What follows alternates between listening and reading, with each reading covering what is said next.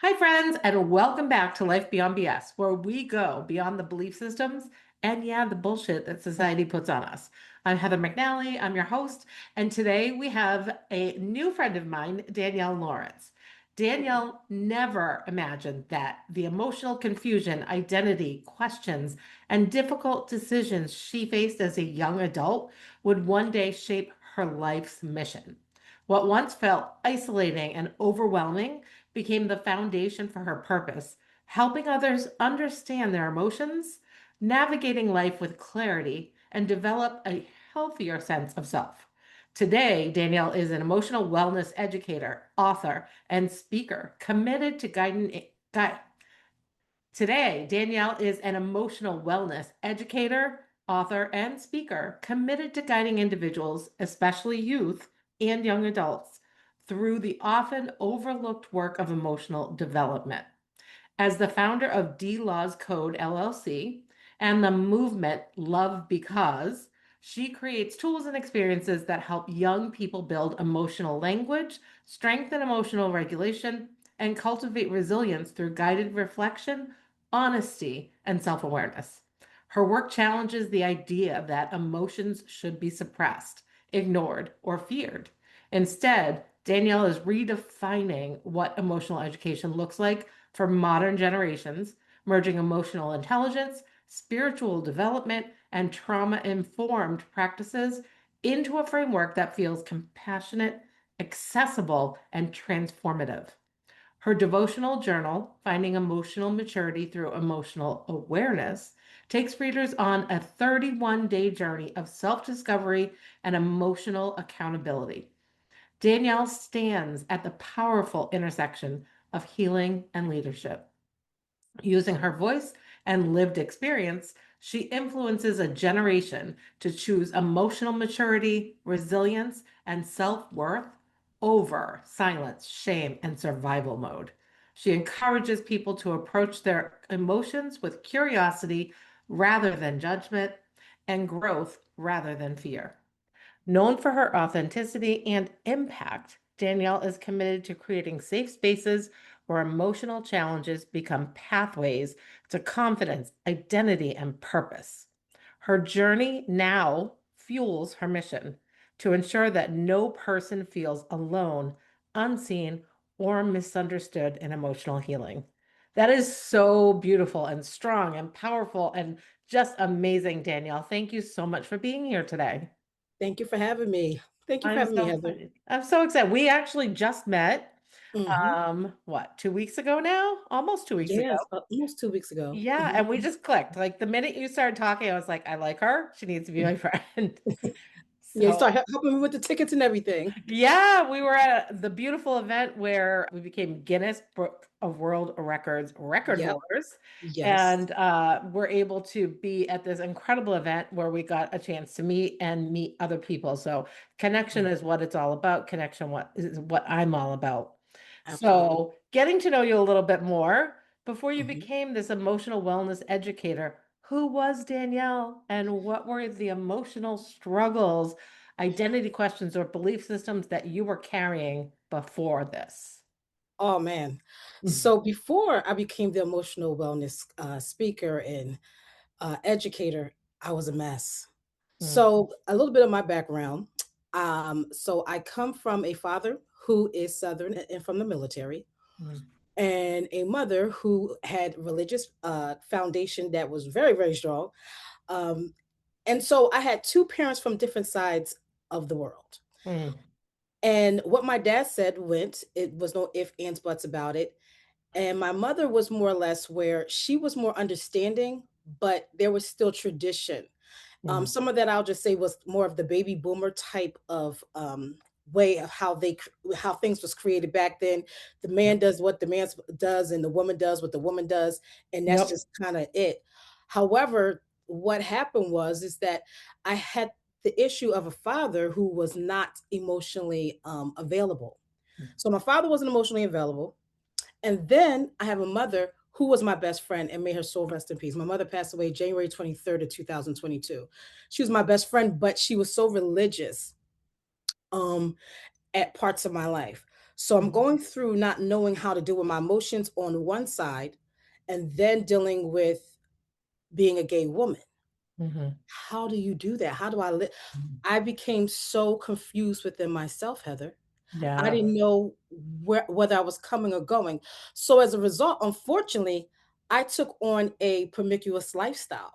Mhm. So this is what happened because I was raised during the time we was raised. Mhm. Um, I became sexually promiscuous with men because I'm now trying to alter my mind from believing Yeah. that I'm gay. And did you feel that the spirituality that your mother brought in with her religious practices Mhm. really made you feel like you couldn't be who you were? Oh, absolutely. Well, beyond her, because my grandparents had their own church. Oh, wow. So beyond that, but the story is this. I tried to tell my mom one day Mm, because my mom, I did have a safe space with my mom, mhm. but not with that. So at Okay. 13, I am in the kitchen. That was me and my mom's meeting place because she always cooked and then she would, clean the dishes, do what she had to do. Mhm. So we're in this space and I'm like, Mom, I have something that I need to tell you. I promise you, Heather, I felt like her brain and eyeballs went outside the window because it was a window where Mm, where our sink was. She gazed outside the window so hard you would have thought a car was driving past and one was not. wow. And she said, "Don't tell me you gay." So at this point, we already know she probably knew, Mm, but she couldn't face it. So mhm. as a result, because my mother was really like my rock, I Mm, was like, I could never disappoint her. So this yeah. is where disappointment actually entered in. Yeah. Like I cannot. So not only did it was like a two-way, it was like in two different ways I became a people pleaser. Mm, Became a people pleaser because my mother did not want to know that I was gay. So now I'm outside and I'm just doing the boys. Because mm, I'm trying to say, listen, if I'm with guys, then I can't possibly be gay. And can right. nobody even put like, the red light on me or the flashlight on me, say, oh, she's gay. Mhm. And I'm fighting these crazy feelings. So I'm trying to, brush it up under the rug. And I'm be honest, a lot of times when we do things like that, we cause more harm. Mhm. Because now I'm doing this with guys and I'm actually entering a different type of like realm of emotion that's that's really false, but still going through actual still emotions because it's still some type of soul tie once you're having sex with people. Right.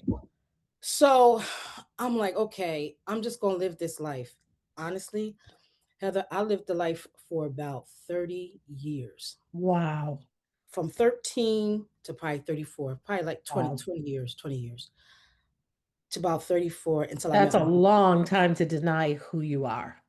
Well, it was so much that happened in between that time because what happened, Heather, is that not only was I promiscuous, then I just started being what they call the down low type girl. Mhm. So I would just mess with straight women.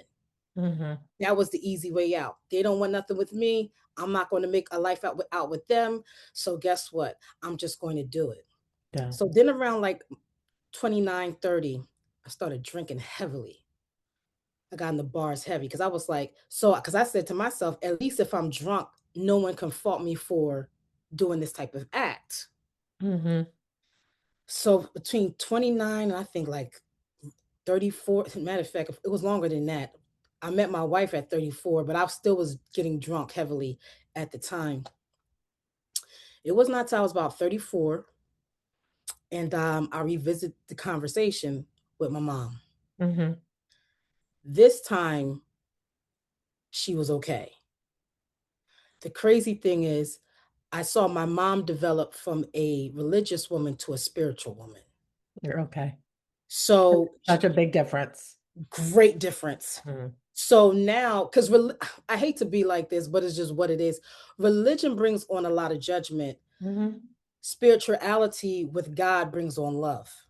Yeah, and I actually had it explained to me because I had an upbringing that I was told I was Catholic and I had to go to, the CCD classes and everything. And at 15, my parents separated for a very short time, and my father found religion.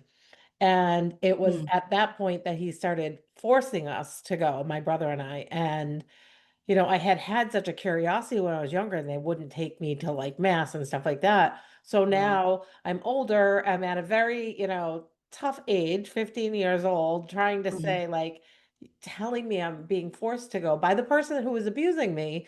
And I'm like, Wow. no, I don't want to go. But we got punished if we didn't go. So then I Mhm. felt like I would go to church and I felt like we're cattle. Like stand up, Mm. sit down, do this, do that. And I thought to Yeah. myself, does anybody actually believe what they're saying? Or do they say it because it's rote memorization? And Mm. so I was talking to somebody about that, and they actually said, and they're very spiritual. For them, it is God and Jesus. Mhm. And for them, it was, you know what? Religion is ritual. Mhm. Spirituality is a completely different thing. So I completely understand what you're Oh, saying. absolutely. Mhm. Yeah. Oh, yeah, I'm the same way. At the end, that was the whole thing. Because we live in a society, whether they're religious or whether they are not religious, it was something that was looked down upon. I'm gonna be honest with you. I feel like homosexuality is looked down upon just like a woman who had a child out of wedlock years ago. They were sent her down south or they were sent her up north. So it wouldn't shame the The family. family, It's yeah. just now with homosexuality, I feel like they're using the same kind of like avenue of doing the same thing.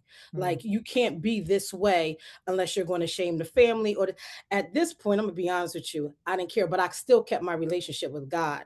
mm. I had a God experience. That's what actually, because I don't drink anymore. My Mm. last drink was 2023. So for 3 years I Good for haven't I you. haven't drunk anything. The problem is that it's very hard for your mind, especially when you're born and raised in something and you're being like, confined to a belief system Hmm. that you cannot believe in God and you're still going to hell. I'm like, well, so I just live the life of Riley and just binge out and just be crazy. Like, Hmm. no, at the end of the day, I can still love God. He's still Hmm. going to love me, whether he disagrees or agrees. That's not anybody's issue. That's my Right. issue with him. You Right. know what I'm saying? So Yep. I had to learn the line from tradition. I had to literally deprogram my mind Hmm. and be like, okay, this is God and this is me and his relationship. And other people might have something to say, but that's not my problem. Hmm. And that's a So lot of work. I feel like Yeah. that is what healing is about. Yes. It's about because I had to literally deprogram the way that I thought. And Hmm. then I had to cleanse my soul and my heart Mm. because there were certain attacks that would come. And if they would come to me with my heart, it would cause me to sometimes want to drink Hmm. because it would be so hard for me to deal with. Yeah. But as a result, years later, after my mom passed away, that's when the emotional wellness really came into play because I never was emotional. Hmm. So with emotions, I connect to emotions bad Yeah. because it was a lot of anger in my house. Hmm. Matter of fact, I have an anger workbook coming out. Matter of fact, we just finished the publishing of it yesterday. It's called Nice. Understanding and Releasing Anger. Hmm. I deal with emotions a lot because I see how much it could damage one, you, two, relationships, Yeah. and three, you can be on top of the world. It could get you back to ground zero if you make the wrong decision. Absolutely, absolutely. And the thing is, a lot of times in life, people they don't want to feel bad. So they shove it down, or, and they don't feel it, or they numb it out by drinking or drugs or eating or whatever it is that they do. So I Mhm, completely understand that because I grew up abused and I ate my feelings, and I mhm, also had the worst self-speak you can imagine. And mm. you do all these things to you think you're protecting yourself, but what it's actually doing is it makes it deeper into your identity, and it makes it harder to deal with over time. So that's something that, like, when you start dealing with it, it's a lot of work, but it's so worth it because I mean, you've changed your life. Absolutely. I always tell people that pain has two sides of the coin. Mm. You can either stay in the pain and stay stuck, Mhm. stay where you are, and have the regrets, put the Mhm. blame on people, or you can have the pain that you're going to heal from and you're going to grow. Neither one of them are going to feel good. Right. But one is going to put you in a place where you're free within yourself, at least. and at least you know you're moving forward. Where another one's going to keep you stuck on the ground, and you're going to keep trying to figure out what the problem is. What the problem is really that you're not facing what you need to face and acknowledging to now move on. So, Absolutely. And I yeah, always say awareness is like the first step to anything. absolutely. But awareness doesn't do anything for you. You At have all. to, and I always kind of used to say awareness and then choice, but really there's another step in there. It's awareness and then acknowledgement and owning the situation. You can be aware and still keep on doing it, but once you own it, it's like, all right, do I want to continue being this person doing this particular thing, and start to change, use that power of choice to change your relationship with yourself and with other people and with the world. And if you don't change your relationship with yourself and you're not happy with that relationship, you're going to stay stuck and get worse. You're going to sink lower. Absolutely. Yeah, it really is about owning your story. Mm, And I'll be honest with you, and it takes time. You have to be patient with yourself. You have to give yourself grace many times yeah. because when you're owning your story, you are now going into a place where you're trying to figure things out while you're even walking out of the story, that Yes. you no longer want to be that same person. The Yep. new person that you are becoming, you're now shedding that old person. So there's things about that that's even going to look new to you that sometimes you even have questions. Are you ready to actually continue walking through the tunnel? You know what I mean? Absolutely. Yes, absolutely. And it can be so hard Mhm, to to you become aware, but to own it. That's where you said with no mhm, judgment. Because when you judge yourself on the things that you have done and felt and feel, mhm, then you got yourself back behind the eight ball again. You got back and you step back again and you don't do anything about it. But if mm, and look mm, at it from a point of view of, oh, well, this is information, and now I get to choose something from there. mm, If someone said to you, I want to give you $20, you get to decide, well, I'm going to take the $20 or I'm not. And there's no mhm. judgment, it's just $20. Well, Right. you got to do the same thing with yourself. You have to look at it and say, okay, well, this is where I'm at. This is what happened. This is where I need, want to go. Let's make a decision without judging ourselves because that's just going to set you back. That is, yeah, judgment is big. And I Yeah. think that's the reason why a lot of people run Oh, yeah. because it is the I th I think the external part of our of judgment is one thing, but Hmm. the internal part of judgment is a whole nother fight that a lot of times we don't achieve because we're too busy fighting ourselves. Hmm. So it's better to go in the shell. Sometimes I mean, there were times for me, it was better to go in the shell and act like I am somebody else or Hmm. I'm somebody that everybody else wants me to be. Let's just be clear Yeah. about that. I Yes. wanted to always be Danielle, but I Hmm. also was trying to please everybody else. And I'm going to tell you, that is draining Hmm. when you are trying to put on so many different faces and please so many different people besides yourself. And this is why people have unhealthy walls instead of setting healthy boundaries. Right. Yeah. Absolutely. I did the same thing and I went into severe depressions. And when I was in those severe depressions, somebody could ask me to go out with them. And the thought of it was like, I would love to do that. And I'd put it on the calendar and the date would start coming and I'd just start perseverating on, I can't do it. I can't do it. I can't do it. I can't go out. I don't want to be seen. I don't want anyone to know. I don't want, and I would just stay in the house. I would cancel plans and Mhm. people didn't understand. And when I was able to get myself out of the place where I was trying to hide it, and I try to tell people, it was still crazy hard to do. Just to own the fact that this is where I am because I judged myself so harshly on all of it. Yeah, and it really becomes where, like you said, where it almost was like a lifestyle for you. It's Mhm. anxiety. Oh, yeah. So anxiety now actually comes in, and once anxiety comes in, that's where the frustration and the anger starts. Mhm. So when the questions start happening, all of a sudden you're like the other person on the other side is like, well, it was just a question. Mm. But the individual who's actually going through the emotion is like, you're doing too much because Yes. now it's a protection that's up that Yes. they feel that person's trying to enter in. and it's Mhm. like no bueno. Oh, the walls are locked. The Yeah, cement. it's Yeah. Jericho over there. Like, Yeah. And do you feel like those walls then shamed you even more? that's a good question. Did those walls shame me even more? I don't know if I could say they shame me even more because I'm gonna be honest with you. There was some point that there was a narrative that I created in my mind to make me feel safe there. Mm, It was yeah. my own narrative. Yep. So if the wall was there for me, it was okay. Hence, like I Mhm. said, I became Yeah. sexually promiscuous.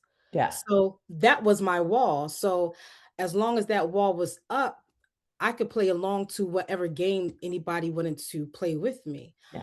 If But you were so, trying now to what? protect yourself. Yes, now what would happen if somebody came to me and said, "Oh, you're gay. You got gay vibes." Mm, It would pierce me. yeah. I would be like, "Oh my God, they know. They They see know." me. It Hmm. was like ding, ding, ding. I mean, it was like a red light of ding, ding, ding. They know. Oh my God, it was Run. happening. Yeah. So with that being said, that's the times when someone called it out. Hmm. As long as I was in my own narrative, I Hmm. was cool. Yeah. But once somebody called it out, it did get like, and I was shun away. Yeah. I would just be like, I'm not. I was a runner. I wouldn't necessarily go off and all that. I would just become a runner and I'll just get low with someone like I'm just not going to deal with it. Hmm. That Yeah. was my way of dealing with it. And you were trying to protect yourself, and that's what our brain likes to do. Our Mhm. brain likes to say, "Oh my God, the red alert," like you said. Okay, this is dangerous. We're not going to step out of this. We're going to stay right here. My body and brain are trying to keep me safe. And when you live in that kind of fear and in that space, it's so hard to break out of it because it becomes who you are, becomes your identity. Mhm. And you Well, you may desperately want to change it, but you don't know how to. It feels too scary. well, the other thing is the problem is what our minds go through, our nervous system Oh, reacts to. yes. So that's where you get the fight, flight, or freeze. I Hmm. was fighting. Listen, I'll put the Nike shoes on and just do it. I am running. Yeah. Yeah. So it's just really the nervous system goes off. And once that nervous system goes off, depending on how your personality is Yeah. whatever reaction that person's actually going to get.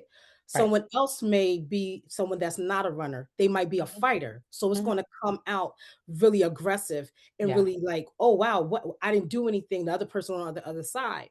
Yep. Another person just might shut down and freeze Right. and just so it all depends on the individual, Yep. but those walls are real. And I'll be Yeah. honest, the emotional journey is one of the best journeys I ever took. But I would tell anyone who's actually on an emotional journey is always give yourself grace. Hmm. I have to ask God for more grace Hmm. all the time because if you don't, you'll find yourself going into a circle Yeah. of possibly trying going back to where you came from because healing is a continuous journey. It doesn't stop. No. Like just because you were healed today doesn't mean that something may not trigger you tomorrow. And I'll tell you um where you will find where the most triggers happen is when if you're in a relationship or Hmm. when you have kids Hmm. because no one knows how to trigger you like the ones that The one that are really closest that to you. yeah, that Mhm. really you really love, and a Yeah. lot of times they're not triggering you on purpose. Let's just be Right. clear about that. But because of our own triggers, we put the blame like they are. Oh, absolutely. Oh, You know I've what I mean? been there. Oh, so many times my husband, especially when I hadn't done the work on myself yet, or I was just starting to do the work on myself. It's almost like when you're just starting, it's even stronger because you're aware of certain things, but you Yeah. still have those old habits that you fall back on. Right. And I would rage. Honestly, I was a rager. I Oh would yeah. You're a fighter. Yeah. angry. Yeah. Yeah. Mhm. Angry. And that was like, oh, that was a fighting thing. Or if he didn't respond to something I said, every defense went up and I was like, I'm coming at you. Oh yeah. And he'd be Nuclear like, bomb. what happened? Sometimes Yeah. it was over nothing.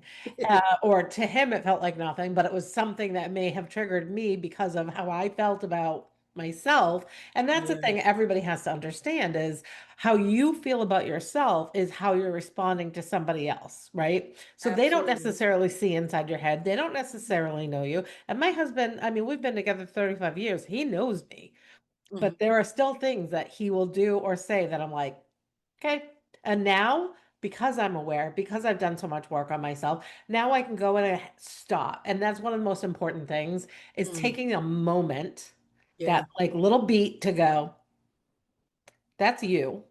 That's not him Mhm. or her or them or whatever. Yeah. And kind of reflect for a second and decide how you want to respond. But when Yes. you're in it, you don't have that It's another awareness and level. sense at the moment to do that. And so you do the fight, flight, freeze. Mhm. I Yeah. just told my dad the other day, I was speaking to him, and I said, people always say that the greatest, like one of the greatest things to a relationship is communicating. Hmm. I said, I don't think so now.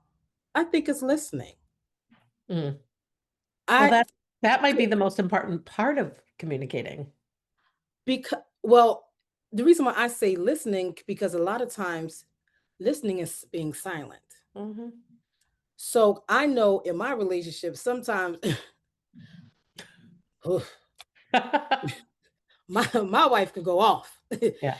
And in my mind, I'm like, I don't know what just happened.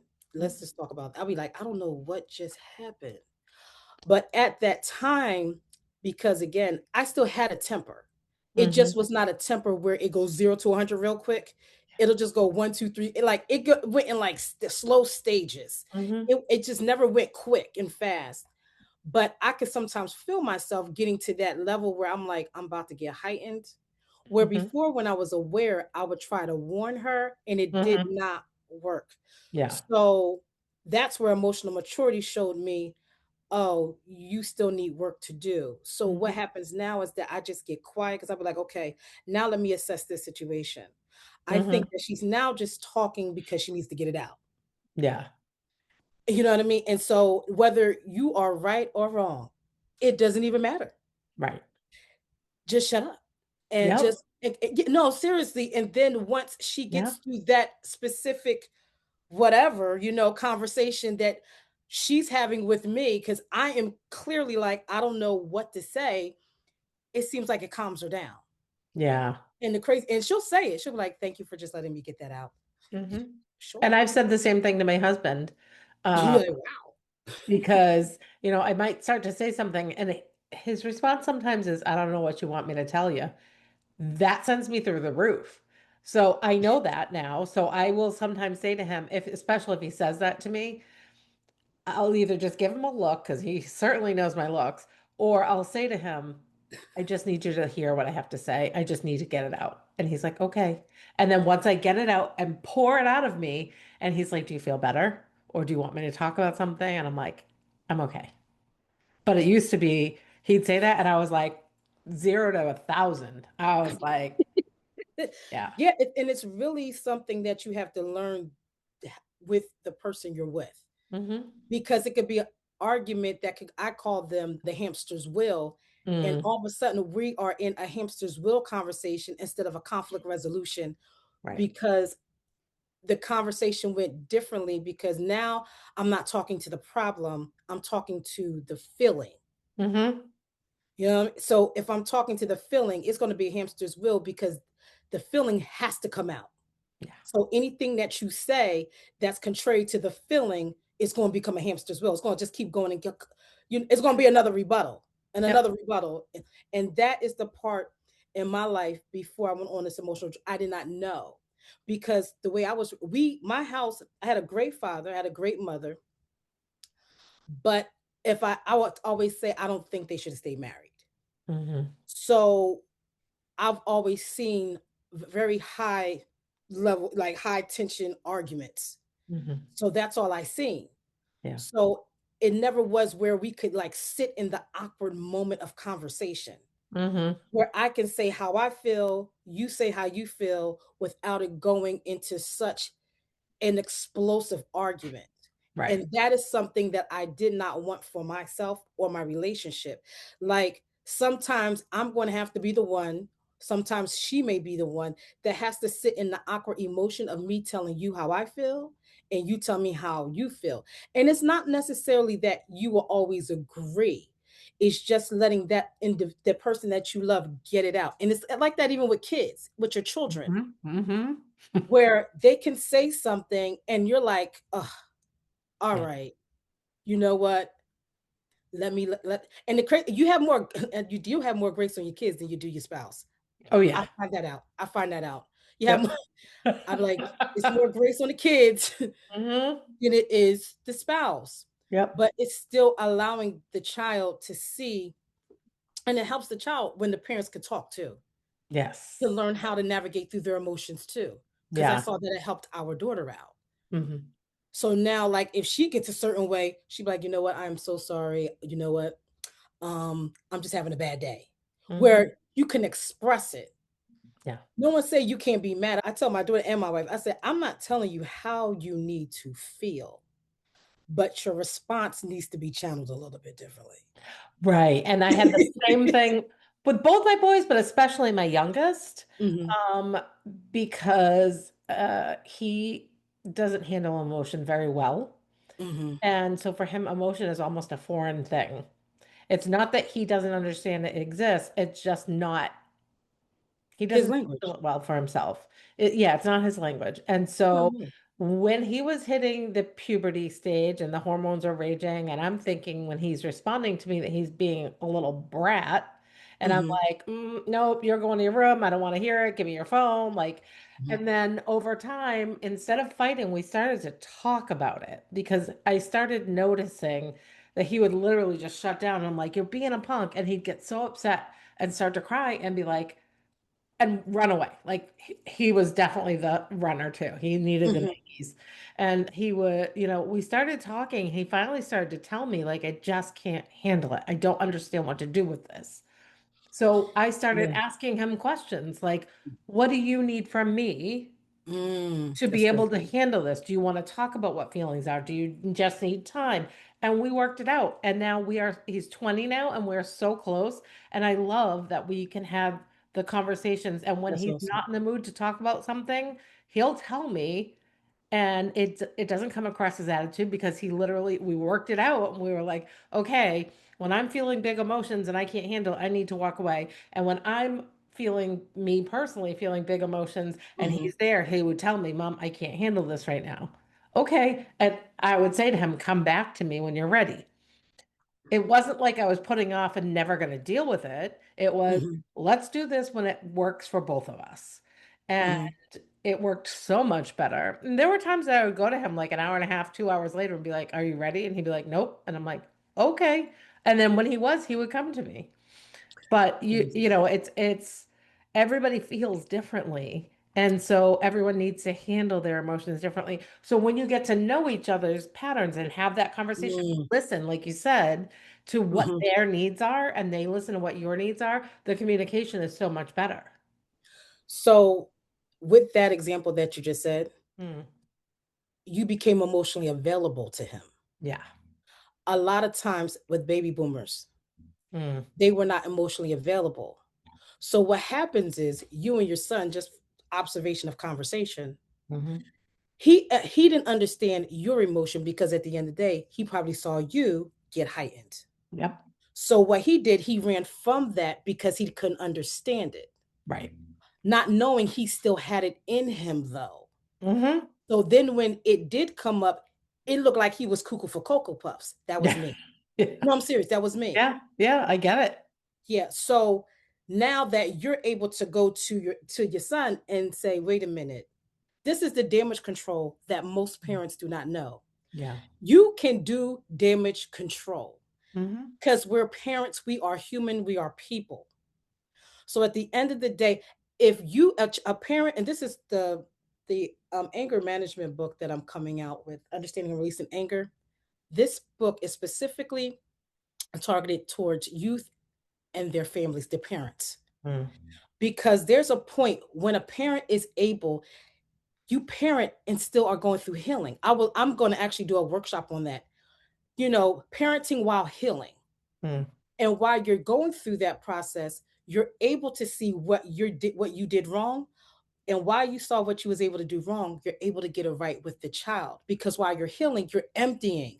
Because that's the whole problem why the collision happens with the kids. Mhm. Because you're still in. So that means you're not separating emotions. So everything looks like a big project when it comes to emotions, Yeah. where now you can't be patient because you're at this place where it's too much emotion that the individual may be holding. But when Mm. you start emptying out, you empty the storage space. So Yeah. now when you went to your son, you're like, are you ready? And it's not where you became anxious, like, well, if you don't got time to talk right now, that I'm not doing nothing. You Right. understand? Right. And that's what happens with parents, where Mhm. now he's now seeing, okay, this is how this works. Yeah. So now he's channeling, and it's so important for parents to do that. I commend you, Yeah. because I wish I could actually do that with my dad. Like, and Mm. at 48, Yeah. but it's not going to happen. So it's up to me now, because it comes to the point where it's not even about your parents anymore. It's what Mhm. you want to do to Right. get yourself right, so Right. you don't channel into your next generation. And I'll be honest, so my parents are baby boomers too. Mm, I'm 53, and unfortunately, my mom passed also. Um, mm, and she stayed with him her entire life, unfortunately. mm. I tried, that's so bad. I tried to just get her to see that this was her life, but she made her own choices, and Right. I had to accept that, and that was hard Mhm, for me for a long time. mhm, But also, I then was able to make the choice for me that I was gonna go no contact with my father because mm, he was somebody who would never, ever, ever own who he was, what he did, how he was, and I wasn't even angry anymore, and that's mhm. where it was healthy, because I was at Yeah. that point where I said, "You know what? This is not good for me," and Mhm, I do feel bad for the child that was abused. But mm, you make your choices, and when somebody tries to have a conversation with you repeatedly over mhm, years, and you cannot do it, and you will not do it, that's when I mhm, said, "I have to be done with this." mhm. But I think that it's really important to be able to look at those relationships, like you said, from your point of view for Mhm. yourself. What's healthy for me? What's not healthy for me? What can Right. I do to try to make it healthier? And if I can't do that, then what other choices do I have? Um, and with Mm. both my boys, that was the thing. It was like, I want a healthy, happy relationship with them. And Yes. so I worked at that. And it doesn't just come. Nobody is given a manual. And if there was a manual, it would be dead wrong because we're all different. We're We're all different. snowflakes. Yeah. We're all different. Yeah. And the Yeah. other thing also is I felt as a parent, it was important to apologize when you're wrong. Absolutely. If I punished you because you did something and these were the consequences and you knew they were the consequences and you still chose to do it, then you need to learn from it. But if Right. I did something or said something when it was wrong, it was always important to me to apologize for it because I certainly never got that from my Mhm. father. Oh, yeah. And Absolutely. that was like, I didn't even do anything wrong. What are you talking about? So they need to understand that we're all human and we all make mistakes and Right. owning up to them is important. I mean, Heather, that is the truth. And you know what? Now, this is the difference. So, I think most baby boomer men were Mm, kind of narcissistic. mm, To be honest with you, no. they was very. I think self-absorbed is the word I like to use, and I think it's just because the way that era was raised. Yeah. Mine, I don't have that option. I actually Mhm, have to. I just actually transition or into the part of being my dad's caregiver, mhm, and he's still my dad, and mhm, he's still my dad at the like as far as his personality. mhm.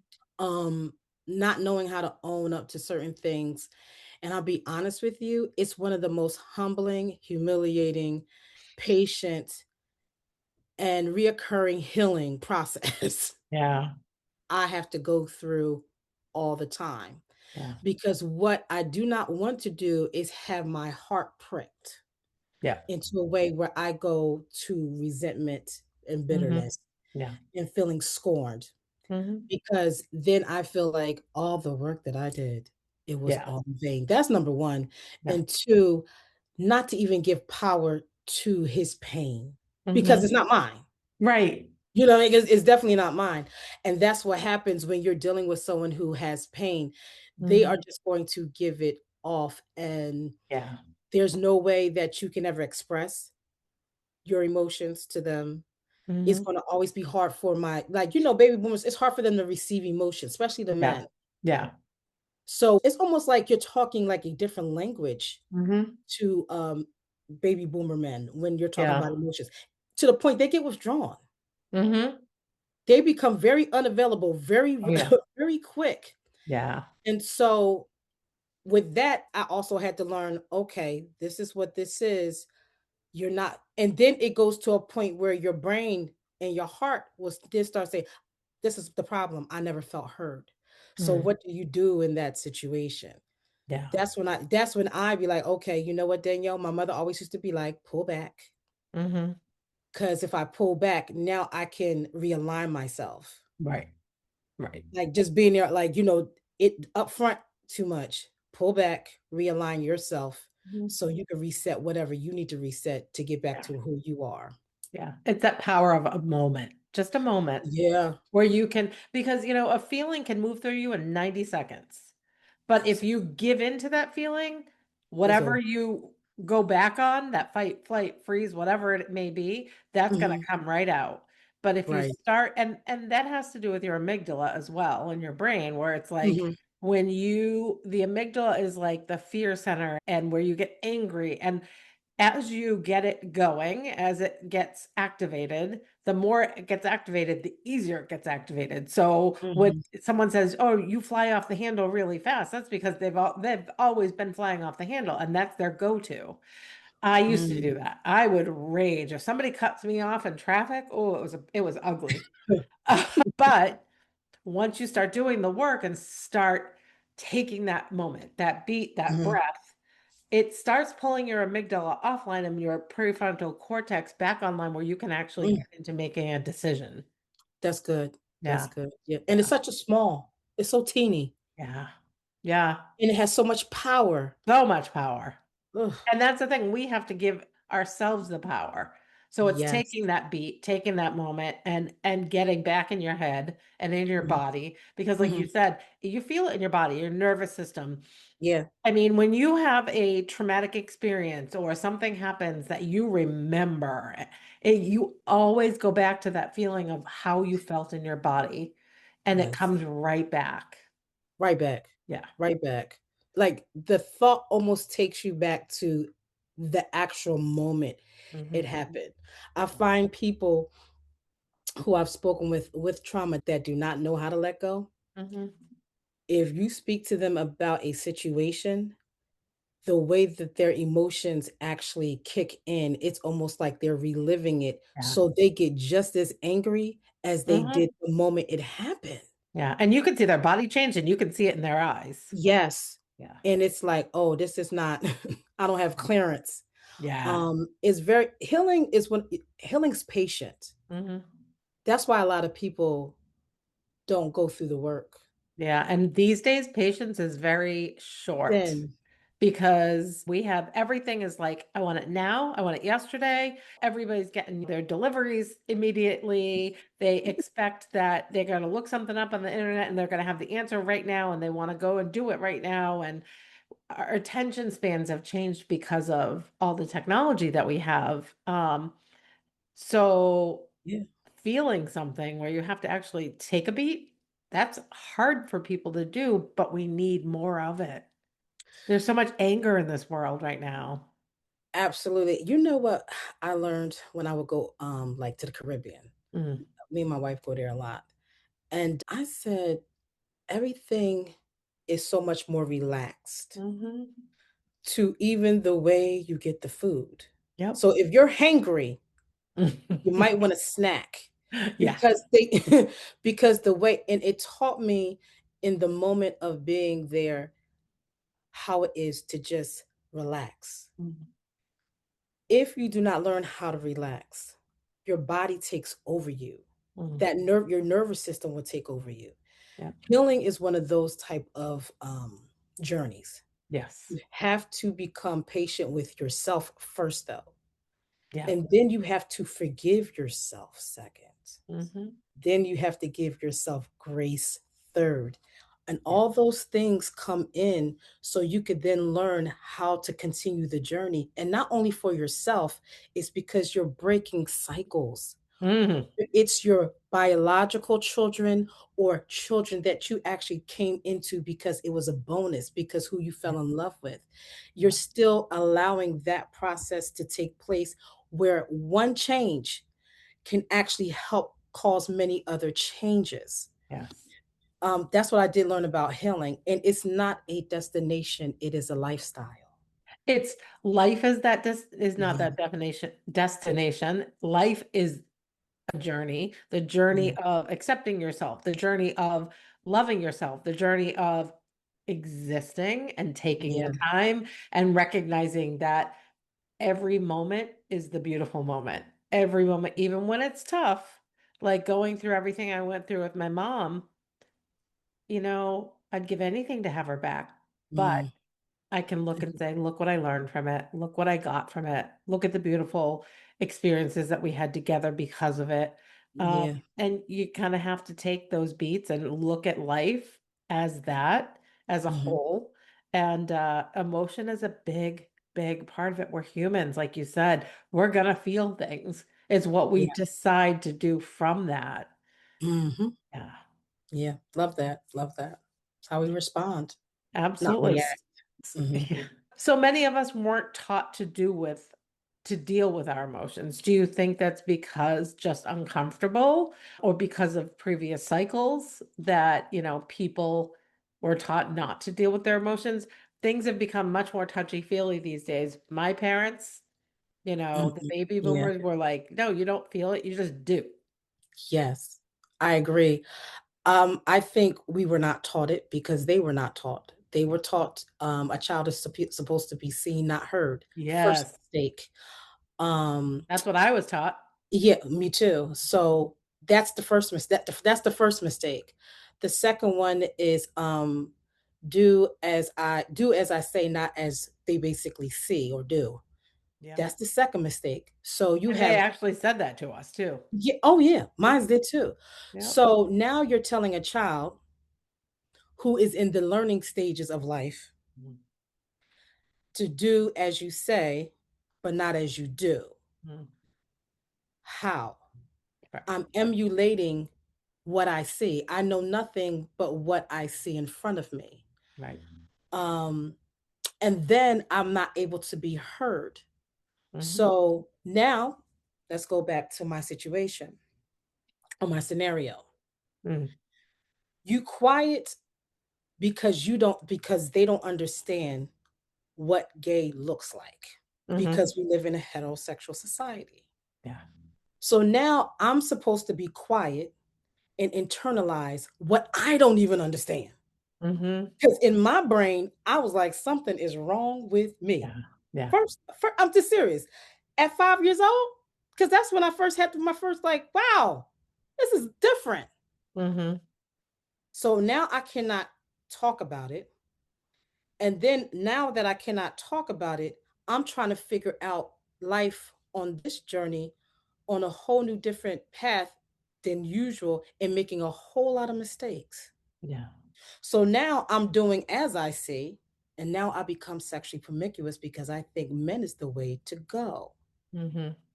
But it's not really the way to go. It's let me talk it out, help me understand what I'm feeling, and maybe we could come to understanding of what we could come to. I'm not going to say I'm going to change, but anything you put in a box long enough that is unattended is going to become bigger. Yes. Period. Yeah. So when we now can't, so now that I can't voice the way I am, now I'm starting to drink. Some Mhm. people go to alcohol, some people go to alcohol, some people go to drugs. Now substance abuse becomes the problem Yeah. because now I'm trying to run from something that I don't want to face. Yep. So how does emotions work with that? I'm not dealing with the emotion Mhm. because now I have to put on the mask. Yeah. Now I have to walk around here acting like I'm something that I'm not. And a lot of people do that. I'm not the only one that has done that. Mhm. And a lot of people in the gay in just in the gay society have not made it out of substance abuse Mhm. because of that reason. Yeah. And the first thing you go to church, they want to say, oh, they want to speak in tongues and they want to rebuke you and they want to plead the blood of Jesus. But you haven't even got to the root cause of why that individual is in the space that they're in. Mhm. It's about understanding and not always agreeing with the space, Right. but at least talking it out. Yeah. So whether it's a child or it's just another human being that's an adult, can get some type of what's going on and where we at.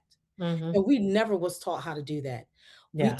That's why emotions is so big for me because we're taught mindset. Mhm. It's good, what your mind does, you could go and do whatever you want to do. But what happens when your mindset can get you somewhere that your heart cannot? Yeah. That's why you have some people who make it to the top, but they still commit suicide Right. Right.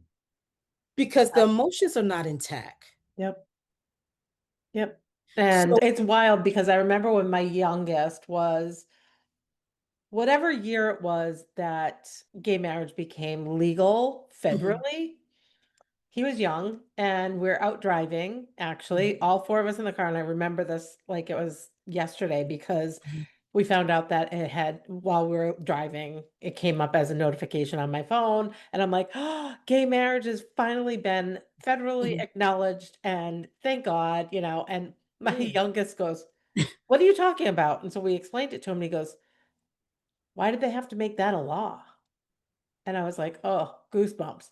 Because I'm like, "See, it's people's thoughts about things and what they've been taught and told Mhm, that makes people say, 'That's not right. This is wrong.'" But if people could just let themselves be open to mhm, feeling emotions, to having conversations, the world could be such a different place. mhm. It's what I've learned about like the way we were raised. Mm. The greatest One of the greatest things that I've learned on my journey is that as much as I learn is as much as I have to unlearn. Mhm. Yep. Because it's the things of the past that actually sometimes put you in a trapped mindset. Mhm. Because those are the battles. Yeah. Can I say what's right or wrong? No. But neither can another individual because I might be doing this, but at the end, what are you doing? You know what I mean?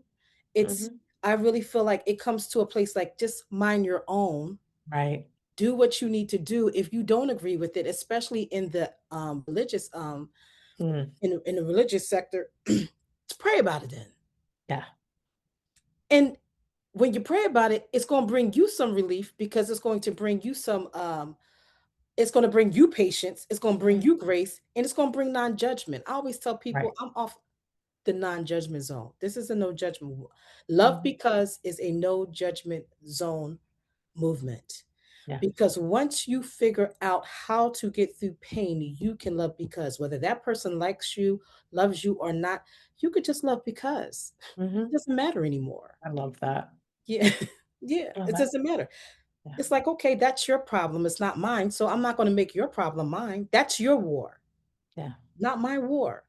But what happens is because we as people make other people's war our war, we then become internally warring inside and we begin to project it on other people. Mhm.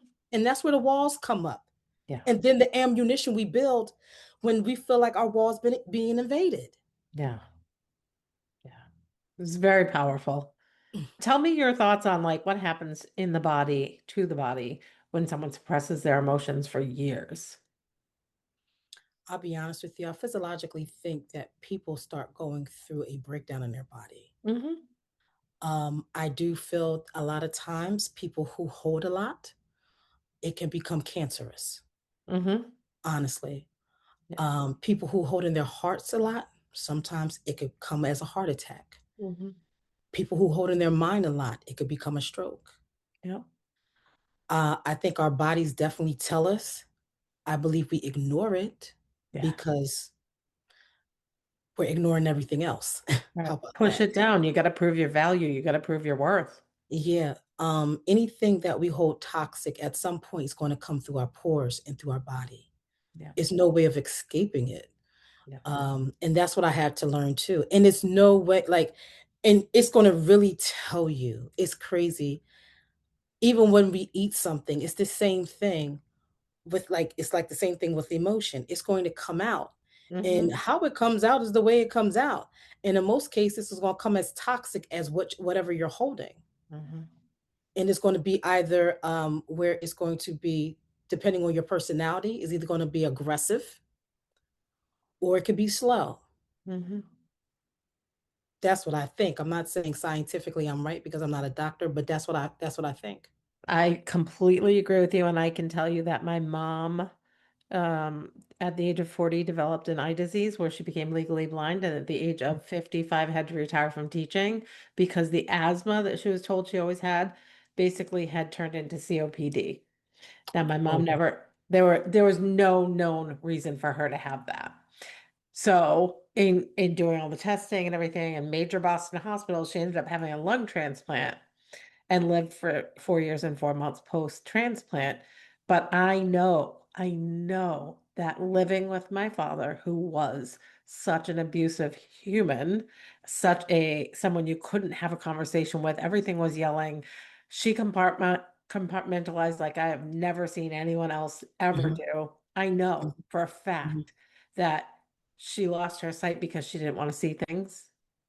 mm, And her lungs, that has to do with her expression and her breathing in general, because she couldn't breathe because he was mm. suffocating her. And so I 100% agree with you that it turns into something in your body. Absolutely. And I also think same thing with my mom. My mom always was in and out the hospital. And I truly believe she was in and out the hospital because, and there was times she went in the hospital, they didn't know they didn't Yeah, even know what was wrong with her. yeah. But I think that was her body giving her signals that Mhm. what you're enduring is not healthy. Yeah. Emotionally, what you're enduring is not healthy. Hmm. And the crazy thing is, just like your mother, as my mother, they passed and the men are still here. Uh-huh. It's crazy. Yeah. But I truly believe, as crazy as it sounds, I believe what you put out, you get back in. Hmm. And I remember telling my dad something the other day. I said, it was crazy. I said, mommy made everything look fine, but I said, you were not fine when mommy was here. Mm. And so there are times where now they are forced to look at what they created. Hmm. So their misery actually goes even more deeper into them, Yeah. and they deal with it the way they deal with it. But I don't know your dad, but I'm pretty sure physically he's not right now. He's Oh, probably, not at all. yeah, Not no, at he's all. physically not right. Because now every physical ailment that your mother had, it's now actually on him. Mm. And No, probably if not he's the not been healthy doctors. for a long, long time, actually. I Mhm, was shocked when she was diagnosed with COPD because that had never been brought up, although we knew it wasn't really asthma. mhm, And it was like she went from, oh, you're asthmatic to, oh, you have advanced COPD. And mhm, it was kind of shocking. And because my father had always had such medical conditions, I never expected to lose her first, ever. And it hit me hard because I was like, I don't know what I'm going to do. And she said to mm, me, honestly, because she knew how I felt about him, I didn't hold back. And she said, you're just not going to talk to him anymore. And I was like, you're right. And so in that mm. respect, he lost both of his children. Neither one of us, my brother or I, speak to him, and it's been years. And he brought that on himself. I believe that. I think it goes back to the self-absorption, Hmm. but the self-absorption, and I'm be honest with you, Heather, Hmm. I'm the type that sees all perspectives. Yes. So for me, it could be that for my dad. Hmm. Because at one time I wasn't even, I'm be honest, for a while with my dad, I was there. Like I would Hmm. go see him, I would go visit, Yeah. but my sister took care of everything. This is my older sister. She took care of everything. Yeah. And I was fine with it, Yeah. until the guard, things shifted, and now I'm the one that's actually taking care of him. Mhm. It's when they're self-absorbed like that, they don't see nothing. They're too blind. Yeah. Yeah. And now that they're at the age that they're at, it's almost like, remember back in the conversation, you was like there were certain ways that you might have responded, and that you consciously knew that you were respond, but it was very hard for you to still kind of navigate through it. Mhm. It's 100 times harder for them Yeah. because they never had to admit. Yeah. They never had to admit. Yeah. So to admit anything, their I would say your dad's greatest grief might have been your mom. Mm. And he doesn't even know how to really grieve you and your No. brother No. not being there, because in his mind, somewhere along the line, he knows that he can't put the two together. Like, I Mm. find, like, even with my dad, me and my sister, but it really all was about my mom in a way, in his own narrative. Mhm. Like on the tombstone, Heather, he put wife, Sergeant Willie Lawrence, and then you might want to take that part out, but he put his name, what he Mm. did, Mhm. and didn't put nothing about a mother. Mm. Wow. His mind went back to when he met my mom before we Mhm. were even born. Yeah. So that anytime I talk to my dad, it's all trauma. Mhm. I could never talk to my dad about 2026. He gonna go back to 1971. I Yes. promise you. Yes. That's where all his trauma is. So Mhm. if 95% of all our storage is in our subconscious mind, that's where they're making all their decisions from. Absolutely. Absolutely. They are. That's very powerful. Yeah. Yeah, they're making all their decisions from their subconscious mind. So whatever or whoever they was at that moment in time, Mm. in their mind, they're still like that. Yeah. And, I definitely think that we've been doing better generally. Every generation does a little bit better in terms of this kind of thing. Mhm. Every generation has its own problems, but I think that generationally, being able to talk about these things, healing is making people more aware, more conscious, and more willing to accept other people. And that's my Absolutely. hope for people. So with the youth of today, my Mhm. kids are Gen Z. Yeah, Do you think that social media is helping people become more emotionally aware or more emotionally disconnected? more emotionally disconnected, my Yeah, opinion. yeah, mine too. Yeah, you cannot Yeah. social media is a TV show Mhm. that people are taking in as real. Yes. And And people get to present what they want, not the truth. exactly. You have reels, you have short stories. Mhm. None of that tell the true story, but people see it and they still get captivated. Yeah. So it's one of those things that no, because the p- it's very important for parents to be involved. Mhm. When you're social media is, I'm not going to say it's a bad tool, but I do feel like as humans we usually perverse everything that we put our hands to. Yeah. So it could be something that's like Facebook was started at a college. It was Mhm. supposed to be just for networking purposes for other college students to get with other college students, and we took it to another level. And Mhm. now we have Facebook, and then after Facebook, Instagram was created. Mhm. So now you have these social media handles, and the thing about kids is that they could become wiser mentally by Mhm. going through what they see, Yeah. but they become emotionally more distant Yeah. and more indifferent on how they deal with things. So Yeah. that's why when you speak to a child, sometimes they can come off to be very knowledgeable, but yet when they go through something emotionally, it's like, how did you get there? Right. Right. Yep. Because it's not teaching them emotionally how to deal with what they're dealing with. It's Yeah. teaching them mindset. Mhm. It's not teaching them heart shift. Right. And they're getting more disconnected from being around each other because, hey, we can do this online. We don't have to get together and have the same social awareness and therefore emotional awareness. Exactly. I Yeah. could just FaceTime you. I could just FaceTime you, just FaceTime me. You, Hmm. you know, Yeah. I just go online and I'll just do it.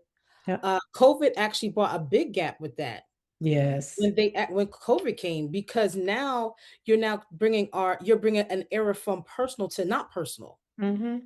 Yep. So now how do these kids now develop socialness? Yeah. Like how you get social emotional learning? What's interesting is my oldest started, he graduated from high school in 2020 when the pandemic hit. So he Oh, didn't have like the typical ending of his high school career. So mhm. that right there cut off the connections that he didn't get to finish up. Yeah, he didn't do the Um, private either, did he? Went to college and everything was shut down. Like you could barely, college is like you're supposed to leave your door open and meet people. And it was like masks even in your room, they wanted you to wear masks. You just didn't get to connect with people the same way. And here he is now, almost 24, telling me, I really wish I was born before cell phones. And I'm like, wow. Oh, my daughter says that all the time. Yeah. She can't stand cell phones. She was like, "I just wish I was born in early 1900s." That's Yeah. what she Yeah. said. Back in the Stone Ages. Yeah, 1900s. Yeah, no, my daughter Yeah. says that all the time. She's like, "I Yeah. just wish that I could have been born, where where there were no cell phones, where the cars did not have all the different type of digital that they have." Oh, yeah, Yeah. It's kind of because we went sad. outside. Yeah. I'll be Yeah. honest with you, that's how we actually made it through, because Mhm. when we were going through, the friend down the street was going through with their parents, Yeah. and we was able to talk it out and then Mhm. play it out. Yeah. Now Yep. they get on these phones and they go through social media, and there's no outlet. The Yeah. outlet is not reality, it's not Right. truth, Yeah. it's not personal. Hmm. So then a part of loneliness kind of creeps in. Oh yeah. And what's interesting is if they get upset, like of course back in the day when you got mad you could slam the phone down. You don't want to do that now, you're going to break your phone. But Right. if they're annoyed with their friend or the situation, they can just shut it down and walk away and just disconnect as Mhm. opposed to we have to hash this out. We have to have this conversation. Right. Yeah. No, you're right. Yeah, you'll be like, why are you acting stupid? Yeah. Come on. You Yeah. know what I mean? You have more of that. They can see your body language, they can Hmm. hear your voice. Yeah. And sometimes you can even tap on them. Where Yeah. with these phones, And it's so much easier to be that keyboard warrior right. and type things in because you don't have to say it to someone's face. Yeah, yeah. Yeah. And so Yeah, that's shoving down the emotions also. So do you think that people are afraid of their emotions or afraid of what their emotions might be telling them? both. Yeah. I think people are afraid of even, I mean, even for us, Mm. we were afraid of our emotions, Yeah. and we were afraid of what our emotions were telling us. Yeah. And Yep. depending on the individual, is however it's going to play out, whether they're going to put the wall up or they're going to fight Yeah. beyond the wall. Yeah. But in most cases, because you know why? Because when we have to face emotions, it makes us vulnerable. Mm. Yes. And we Nobody live in likes that feeling. yeah, and I learned that vulnerability actually became my superpower going through this journey, Hmm. because we were taught how to live in an egotistical society. Hmm. We was taught how to be on defense, not offense. Yep. So if it was a problem created, our pride and our ego had us Mm. respond, Yeah. not our vulnerability. Hmm. So good. Yeah, so when our emotions become vulnerable, you then can speak, and you can still be 10 toes down on what your conversation is or what you're trying to say, but it doesn't have to come out rude. Does not have to come puffed up, and it does not have to come out where you're being condescending with your verbiage. It Hmm. just says, "This is the way that I feel. I'm not going to be spoken to like that." And you can still say, and you're not a punk. That's the Right. problem, because our minds are kind of like wired to feel like if we say it in a tone where Hmm. it's like, leveled, oh, they're a punk. Well, and I tell you, no, I'm not. It's Yeah. just that I'm just more comfortable with my emotions and saying, listen, this is where I am. And Mhm. I promise you, what I'm saying, I'm going to follow up on. This is where we become now. On the flip side, this is where we become. You said your second one was emotions, what our emotions would do. Mhm. When you say something, you now must follow through with it. I think Yeah. we have an issue following through as well. Mhm. Mhm. I So if agree. you say, if you do this, I'm gonna do this, and you don't do it, then that's when I hate to be like the entitlement sneaks in. Yeah. Because now, whether it's a spouse or whether it's a friend or whether it's your kids, well, you said that last time. Mhm. And now it becomes where I'm not even afraid about what you're saying because Yeah. what you're saying is is BS. Yeah. Yeah. Speaking of Yeah. BS, yeah. Yeah. So I feel like when you say something, it's not about how you say it. I mean, what you say is how you say it and how you follow through. Mhm. It's what you say and how you follow through. Yeah. So, how would you suggest somebody understand that they've been living in survival mode if they just don't see it or it's all they've ever known in their lives?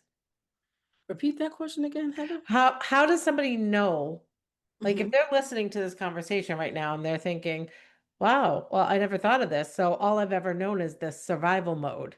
How do Hmm. they understand that that's what they've been living in and that they know they don't deal with their emotions at all? Well, the first thing is if they're asking the question, then they know at the end of the day they've been in survival mode. Mhm.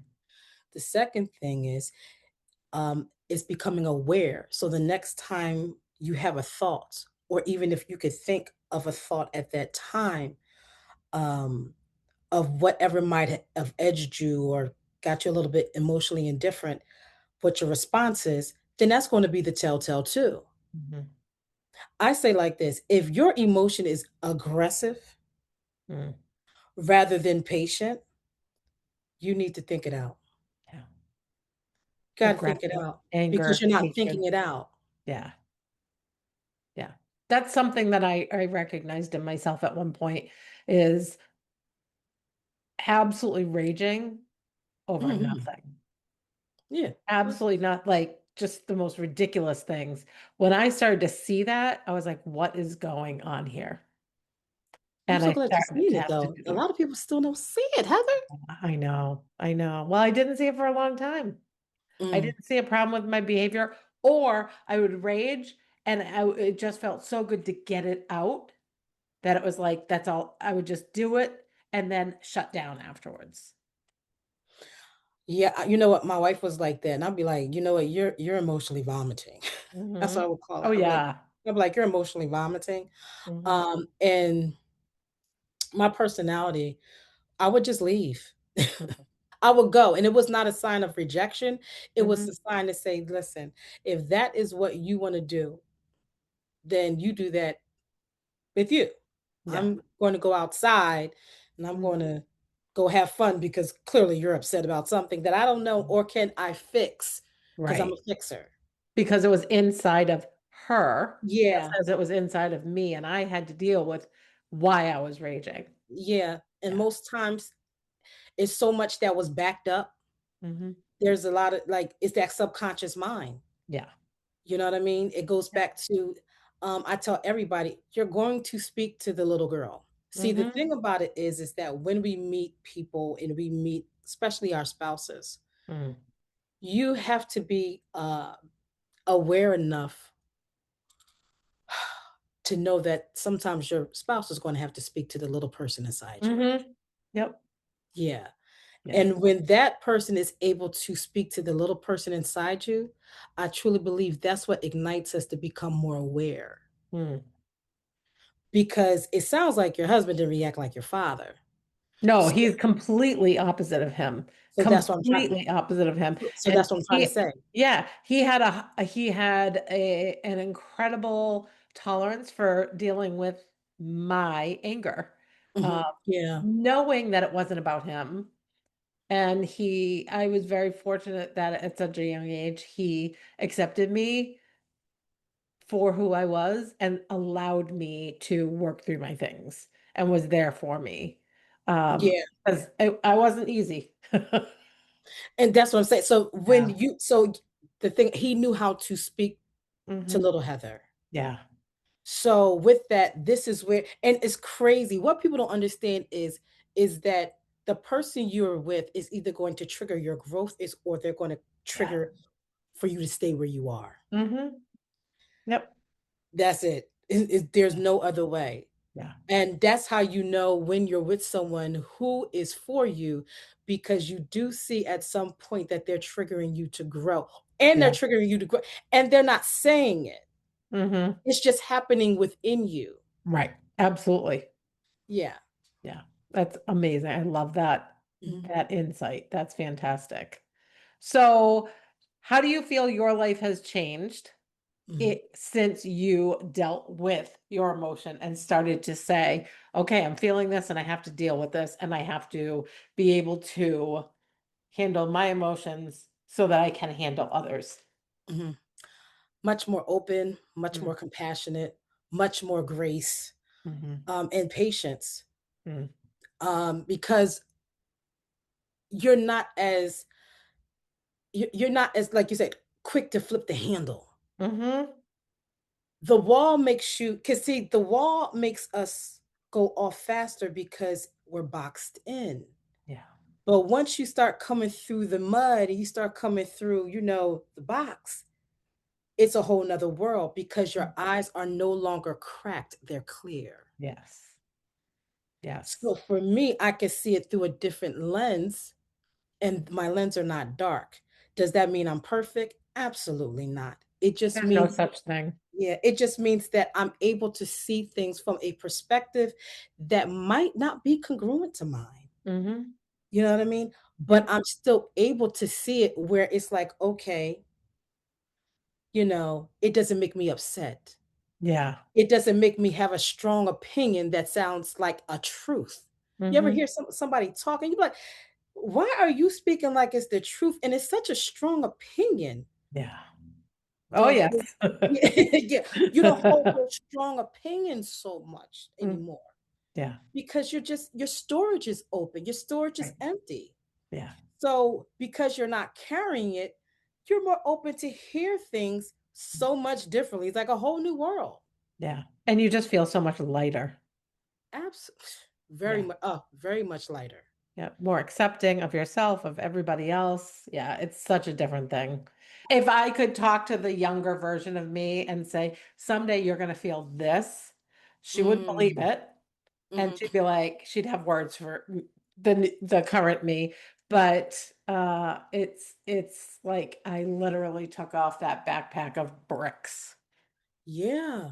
That's really what, when you come into emotional freeness, and this is because you can't think right Yeah. No. when you're emotionally, like when you're all over the place. Hmm. I mean, it's bad enough that sometimes, like, if you got ADHD and your brain is scattered, but when your heart's scattered along with it, it's just too much. It's going to bring Yeah, up it on a is. lot of unnecessary, like, feelings. Yeah. And you're going to just keep channeling through feelings and sometimes you make up the feelings Hmm. because that's where you're comfortable at. Yeah. Yeah. Very powerful. So this has been a fantastic conversation. So I have two more questions for you. Okay. First of all, how can anybody listen, connect with you? And anybody who is listening, connect with you. And also, do you have anything upcoming that you want to share with everybody? Yes, so IG at DLaws Code, that's DLAWSCODE, that's on Instagram, Danielle Lawrence on Facebook. I also have a website if anybody wants to go onto the website, that's www.love-because.com. And I do have an autism event that is coming up on August 1st from 12 to 4. I am a very big advocate of autism, and it's crazy how certain journeys will put you in a place where you have to admit certain things that's around you. Mhm. So I have that on the 1st, and I have an Ignite Her that I'm speaking at Mm. on July 18th in Philadelphia, PA. Nice, nice. So And I'm yeah. going to be putting all of that information into the show notes so you can all check that out. And my final question is, what does living a life beyond BS look like or feel like to you? One word, freedom. Mm, that that is a word that, funny enough, I never felt like that would be one of my top core values because I think I took it for granted until I sat down and did my core values and really looked at the things that you start with this list of maybe 100 words or something, and you circle off all these words. And then you start breaking it down and saying, like, all right, well, my friendships and my marriage and whatever, it's all relationships. You're So I right. put it all under that. But when Yeah, freedom came up and I was like, wow, that's one of my top five. Um, absolutely. it's crazy powerful. Yeah. Yeah. I wouldn't take anything freedom Yeah. internally. Yep. It's an amazing feeling. So Mhm. thank you so much, Danielle. This was a Thank you for having me, fantastic Heather. conversation. Loved it. Want to do it again sometime. So Yeah. I want to say thank you all for sharing this space with me and Danielle today. My hope is that you walk away knowing that you have the power to Mm. choose differently. Go live fully, freely, and unapologetically. Your life beyond BS starts now.